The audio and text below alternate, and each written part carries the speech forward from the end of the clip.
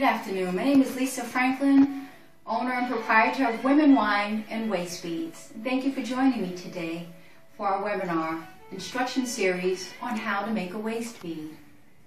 Waist beads have been used since antiquity to adorn women and little girls as a celebration of burgeoning womanhood and womanhood.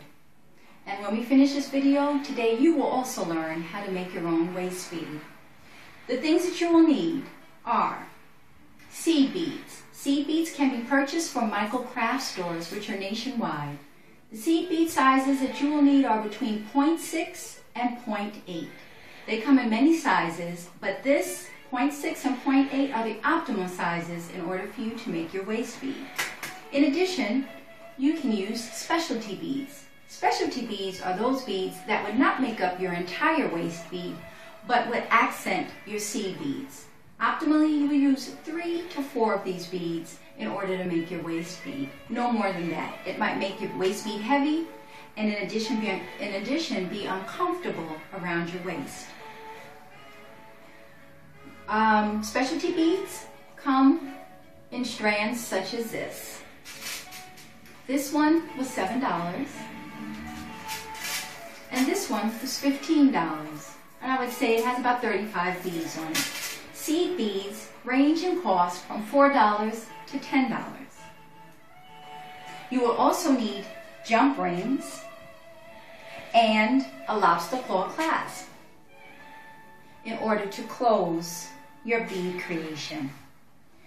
Also, crimping beads are used to affix your lobster claw clasp and your jump ring onto your beading design.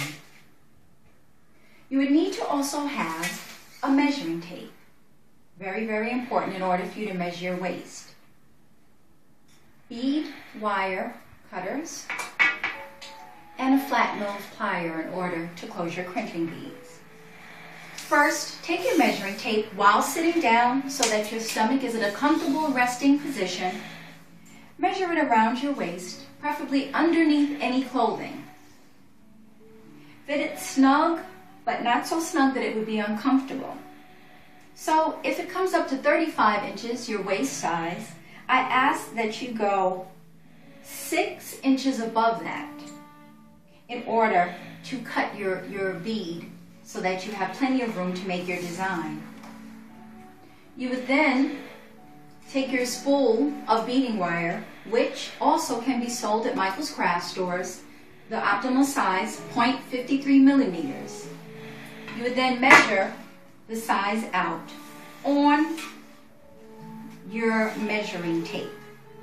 You would then cut it.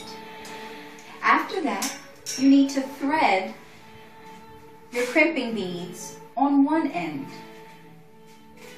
and then your lobster claw clasp. Thread that on as well. Then thread it back into your crimping bead like so. Take your flat nose pliers and squeeze firmly so that your clasp stays on one end. Now, I've used a plate. You can use a Dixie cups, plates, bowls, anything that you may have around the house to hold each of your color beads. You then begin to string your beads onto the wire. Any color and design that you like is fine.